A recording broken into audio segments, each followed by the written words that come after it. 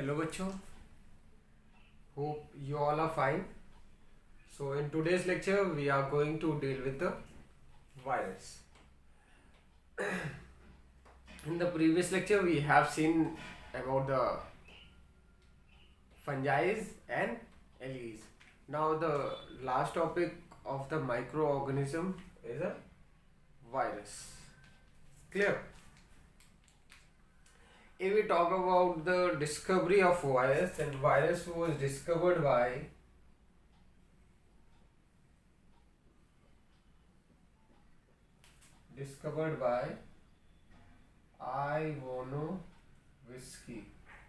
Ivanovsky. So Ivanovsky discovered the virus. Clear? The term virus is a Latin which means poisonous fluid or venom. Venom means zehar or poisonous fluid. Clear? So this virus term comes from the Latin which means poisonous fluid or venom. Clear? And this virus term was given by Pasteur. So we can write here term virus was given by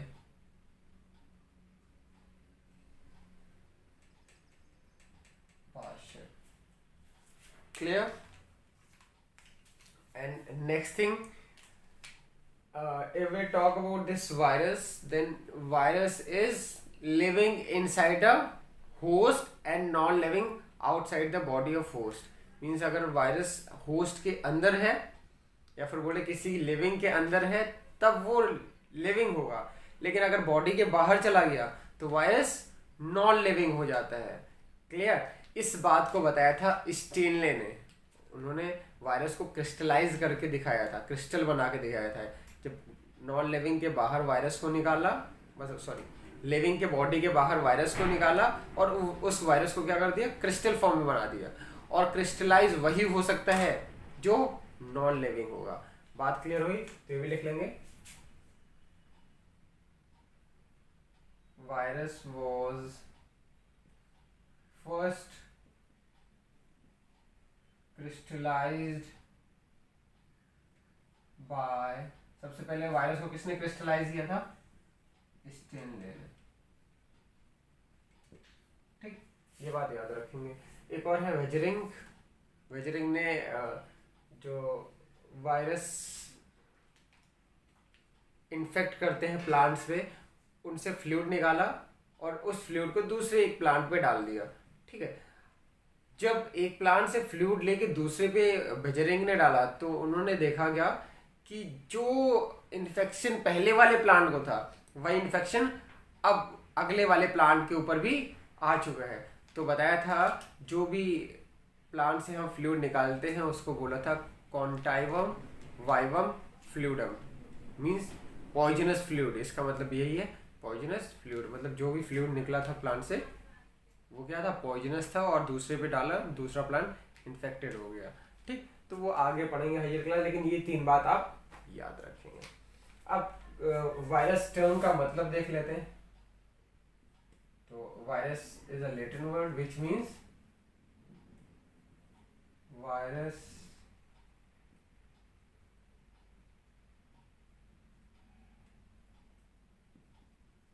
term is a Latin originated, मतलब Latin से originate हुआ है, which means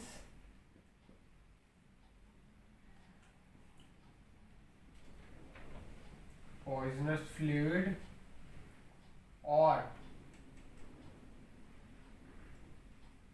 venom. ठीक है, venom मतलब क्या होता है, जहर. जैसे स्नेक के जो भी स्नेक बाइट करता है तो वो बॉडी के अंदर क्या डालता है, बोलते हैं वेनम डाल दिया. वेनम मतलब पॉइजनस फ्लूइड डाल दिया, जहर डाल दिया. ठीक है. अब स्नेक बाइट के अगेंस्ट जो हम लोग इंजेक्शन लगाते हैं, वैक्सीन लगवाते हैं, उसको बोलते हैं एंटी वेनम. वेनम के अगेंस्ट जो रहेगा वो क्या कहलाएगा, एंटी वेनम. तो एंटी वेनम लगता है हम लोगों के जब भी स्नेक बाइट वाला केस आता है सामने. क्लियर? तो ये वायरस के टर्म की बात होगी। अब कैरेक्टर्स की बात कर लें। कैरेक्टरिस्टिक्स फीचर्स, ठीक है। कैरेक्टरिस्टिक फीचर्स पे आए वायरस के, तो सबसे पहले है वायरस क्या होते हैं, स्मॉल तो होते हैं, वेरी स्मॉल होते हैं, मतलब इस साइज में बहुत छोटे होते हैं। इसके साथ साथ ये नॉन सेलुलर होते हैं, मतलब इनके अंदर सेल प्रेजेंट नहीं होती है, ठीक है। तो ये इनका ऑर्गेनाइजेशन सेलुलर नहीं होता है, और जिसके पास सेल नहीं पाई जाएगी क्या वो लिविंग कहलाएगा? नहीं कहलाएगा। तो वायरस को इसीलिए हम लोग क्या बोलते हैं? नॉन लिविंग बोलते हैं। क्लियर हुई बात? तो लिख लेंगे they are very small in size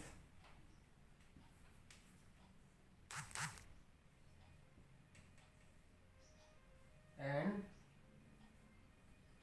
non cellular. Non cellular मतलब सेलुलर, देखो तो सेलुलर मतलब सेल ऑर्गेनाइजेशन, मतलब सेल के बने हुए, ठीक है। नॉन मतलब नहीं, तो जो वायरसेस हैं ये सेल के बने नहीं होते। या तो नॉन सेलुलर लिखा होगा, या तो कभी कभी यहाँ पे ए सेलुलर के फॉर्म में लिखा मिल सकता है, ठीक है। ए सेलुलर, तो ए सेलुलर लिखा होगा तब भी समझ जाना सेल एब्सेंट। क्लियर हुई बात? इसके अलावा अगर वायरस को आपको देखना है तो आपको इलेक्ट्रॉन माइक्रोस्कोप की जरूरत पड़ेगी, जिसमें आपको 2 लाख टाइम्स जूम करना पड़ेगा, तब जाके ये वायरस दिखता है। मीन्स वायरस का साइज बहुत छोटा होता है, लगभग 200 नैनोमीटर के बराबर, ठीक। तो लिख लेंगे size of virus is about 200 nanometre. कितना? 200 नैनोमीटर के बराबर, ठीक। अगला पॉइंट, एक पॉइंट अभी बताया था, ये लिविंग के अंदर कैसे होंगे? लिविंग होंगे, लेकिन होस्ट के बाहर जाएंगे तो नॉन लिविंग। देखो होस्ट क्या होता है पहले भी पढ़ रखा है, होस्ट फिर से मैं बता दे रहा हूँ। देखो जितने भी पैरासाइट होते हैं वो क्या करते हैं, किसी ऑर्गेनिज्म के अंदर आके रहते हैं। मान लेते पैरासाइट था और इसके अंदर आके रह रहे हैं, तो जो पैरासाइट जिस भी ऑर्गेनिज्म के अंदर आके रहेंगे उसे क्या बोलेंगे? होस्ट। एच फॉर होस्ट, ठीक है।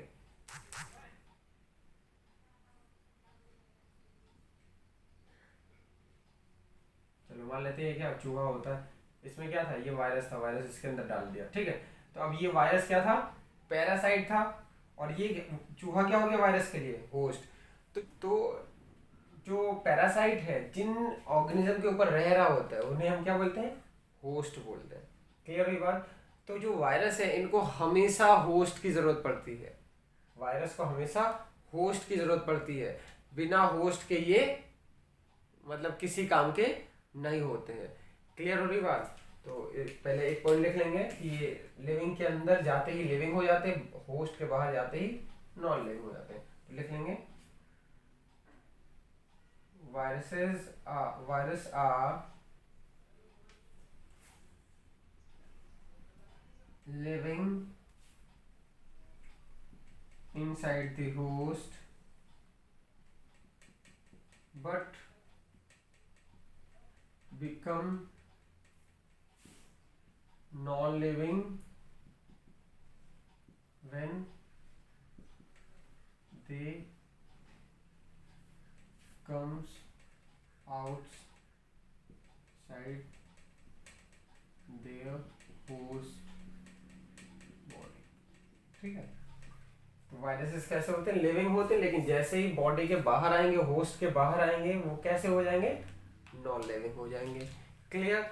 अगली बात, जो भी वायरस है इनको हमेशा और हमेशा क्या चाहिए? होस्ट की रिक्वायरमेंट होती है, या फिर बोले होस्ट चाहिए किसके लिए? कोई भी फंक्शन परफॉर्म करने के लिए। तो लिख लेंगे अगला point, they are obligate parasite. Parasite मतलब समझ आता है, जो दूसरे ऑर्गेनिज्म के ऊपर रहते हैं उन्हें क्या बोलते हैं? पैरासाइट। ऐसे ऑर्गेनिज्म जो दूसरे ऑर्गेनिज्म के ऊपर रहते हैं उन्हें बोलते हैं पैरासाइट। ऑब्लिगेट मतलब हमेशा, ऑलवेज। ऑब्लिगेट मतलब ऑलवेज, ठीक है। तो ऑब्लिगेट पैरासाइट मतलब ऐसे पैरासाइट जो जिनको हमेशा होस्ट की रिक्वायरमेंट हो, ठीक है, उन्हें क्या बोलेंगे, ऑब्लिगेट पैरासाइट। कुछ होते हैं फैकल्टेटिव, वायरस की बात नहीं कर रहा हूँ, कुछ ऑर्गेनिज्म होते हैं फैकल्टेटिव, जैसे कि कुछ फंजाइज है। फैकल्टेटिव मतलब जरूरत पड़ने पर, फैकल्टेटिव मतलब जरूरत पड़ने पर, ऑब्लिगेट और ऑब्लिगेट मतलब हमेशा, ऑलवेज, ठीक। तो ऑब्लिगेट पैरासाइट मतलब इनको हमेशा पैरासाइट के रूप में जीना है, पैरासाइट के रूप में जीना है, तो होस्ट की रिक्वायरमेंट होगी। क्लियर हुई बात। अब इसके बाद आते हैं स्ट्रक्चर पे, इनका स्ट्रक्चर कैसा होता होगा, कैसे ये बने होते हैं। तो स्ट्रक्चर की बात करें तो मैं ऊपर इरेज कर दूं, लिख लिया होगा।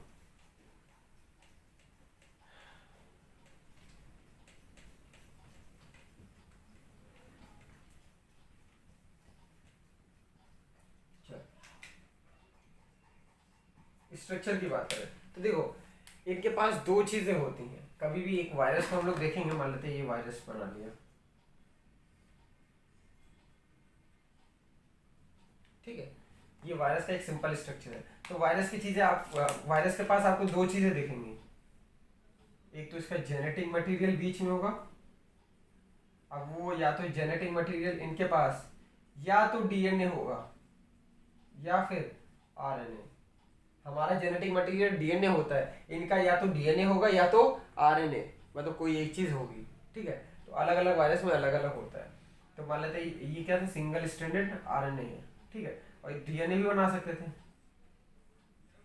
डीएनए डबल स्ट्रैंडेड, ठीक है। चलो अभी छोड़ दो, अभी बस ये याद रखो ये जेनेटिक मटेरियल है इनका बीच में।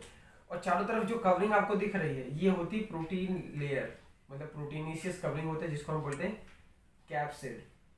क्या बोलते हैं, कैप्सिड। तो हर वायरस, जितने भी दुनिया में वायरस हैं, सारे वायरस के पास दो चीजें होती हैं, या तो उनके पास डीएनए होगा या तो आरएनए, जेनेटिक मटेरियल हो गया, ठीक है। इसके बाद तो पहली चीज जेनेटिक मटेरियल, दूसरी चीज प्रोटीन कवरिंग, प्रोटीन कवरिंग, ठीक है। तो जो वायरस है इनके पास दो चीज, जेनेटिक मटेरियल और प्रोटीन कवरिंग। डीएनए और आरएनए को हम एक अगर टर्म दे तो इसको बोलते हैं nucleic acid.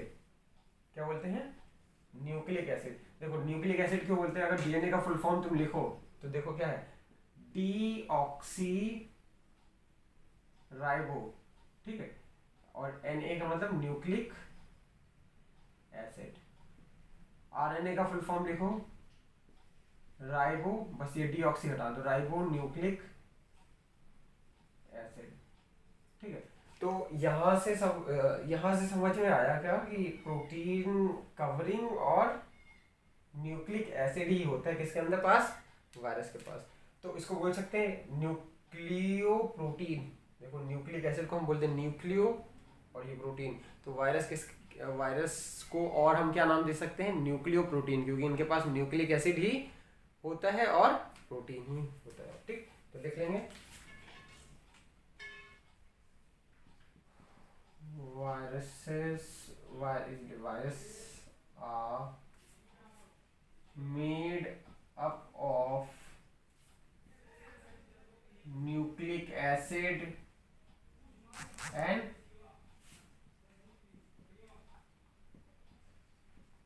protein covering, hence they are known as nucleo protein. अतः इनको क्या बोला जाता है, न्यूक्लियो प्रोटीन बोला जाता है। तो वायरस लिखा हो या तो न्यूक्लियो प्रोटीन लिखा हो, तो दोनों का मतलब आप समझ जाएंगे क्या किसकी बात कर रहा है, वायरस की बात कर रहा है, ठीक। बात समझ में आया। तो जेनेटिक मटेरियल के बारे में लिख लें, या तो इनके पास डीएनए होगा या तो आरएनए होगा। लिख ले जल्दी से, viruses may have DNA or RNA as a genetic material। Genetic material मतलब वांशिक, मतलब जो जेनेटिक मतलब जीन बेसिस पे, जीन लेवल पे, तो इनका जेनेटिक मटेरियल क्या होता है, या तो डीएनए होगा या तो आरएनए। जीन पता है, जीन के वजह से ही कैरेक्टरिस्टिक फीचर आते हैं ना। जितने भी कैरेक्टर हैं बॉडी में वो just because of means present just because of gene. ठीक है, जितने भी कैरेक्टर हैं वो केवल और केवल जीन की वजह से आते हैं। अगर हेयर किसी का घुंघराला है या फिर कलर्ड है, आइज मतलब ब्राउन कलर की हैं या ब्लू कलर की हैं, तो just it comes just because of genetic material. Clear? तो बात करें कि कहाँ पे डीएनए पाया जाएगा, कहाँ पे आरएनए वायरस पाया जाएगा। देखो, जितने भी प्लांट को इन्फेक्ट करने वाले वायरसेस हैं उनके अंदर सिंगल स्ट्रैंडेड आरएनए पाया जाता है। जितने भी ह्यूमन या फिर बोले एनिमल पे इन्फेक्शन करने वाले होते हैं वो ज़्यादातर डीएनए वाले होते हैं, और कुछ है आरएनए वाले जैसे कि कोरोना वायरस। ये कैसा है? आरएनए वायरस है, इसके पास आरएनए होता है। ठीक है, एचआईवी वायरस, इसके पास क्या होता है? जेनेटिक मटेरियल में आरएनए होता है। बात क्लियर हो रही है? ठीक, चलिए अब हम लोग स्ट्रक्चर की बात कर लेते हैं।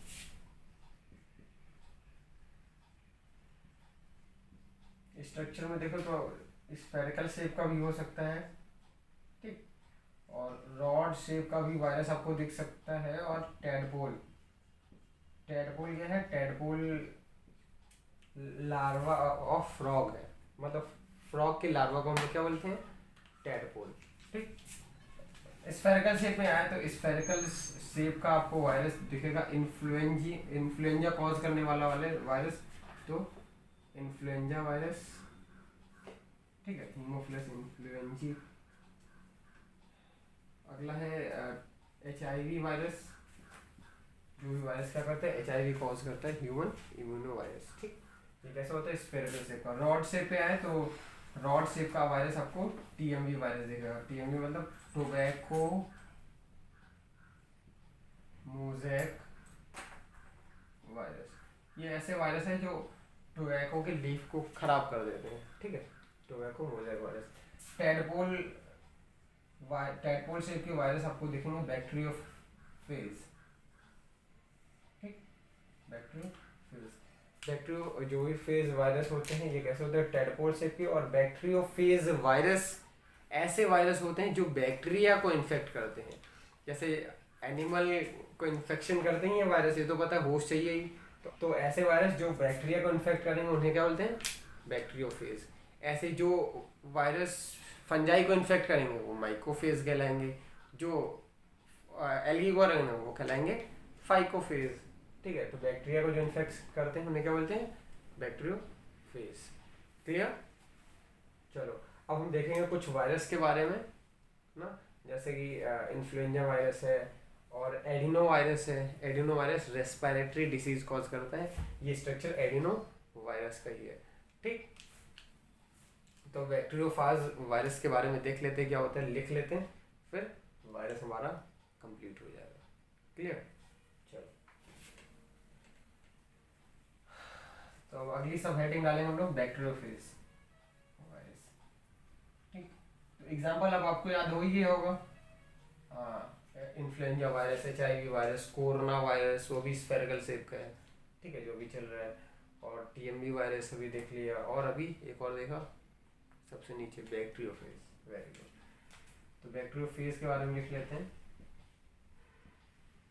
कुछ लोग बैक्टीरियोफाज भी बोलते हैं, तो कोई दिक्कत नहीं, बोल सकते हो आप भी। ठीक है, बैक्टीरियोफेज में बोले तो ये ऐसे वायरसेस हैं जो बैक्टीरिया को इन्फेक्ट करते हैं। जो लिख लेंगे viruses which infect the bacteria known as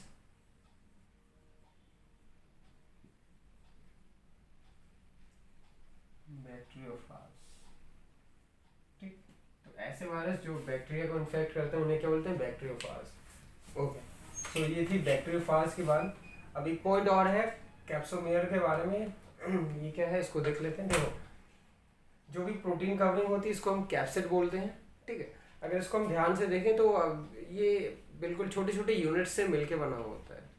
ठीक है, छोटी अगर स्मॉल बॉल देखो और स्मॉल बॉल को छोड़ते जोड़ते तुम चले जाओ तो जब तुम जोड़ोगे तो फिर आपको कैप्सिड जैसा स्ट्रक्चर मिलेगा, मतलब प्रोटीन कवरिंग आपको मिल जाएगी। और जो हर एक बॉल है, हर एक यूनिट है, उसको हम कैप्सोमेयर बोलेंगे, ठीक है। तो कैप्सोमेयर की बात करें तो कैप्सोमेयर क्या होता है, यूनिट ऑफ प्रोटीन कवरिंग, या फिर इसको हम कैप्सिड नाम से भी बोलते हैं, ठीक है। ये हेलिकली अरेंज होता है किसमें, टीएमवी वायरस में, टोबैको मोजैक वायरस में। क्लियर हो रही बात, पक्का। इसके अलावा एक और बात है, ये बैक्टीरियोफाज किसने डिस्कवर किया है, ये भी लिख लो, डिस्कवर्ड बाय F.W. टॉड, ठीक है। किसने डिस्कवर किया, F.W. टॉड। और टर्म किसने दिया, ये भी लिख लो, लिखना चाहते हो तो। टर्म दिया था, term given by Felix d'Herelle, ठीक है। हेलिक्स टी हेरल ने टर्म दिया था बैक्टीरियोफाज, और टॉट ने डिस्कवर किया था बैक्टीरियोफाज को। So this was all about the virus. अब हम लोग पढ़ेंगे मोड ऑफ ट्रांसमिशन, मींस कैसे जो भी माइक्रो ऑर्गेनिज्म है एक ऑर्गेनिज्म से दूसरे ऑर्गेनिज्म में ट्रांसमिट होते हैं। इसको राइट कर लो, फिर आगे बढ़ते हैं।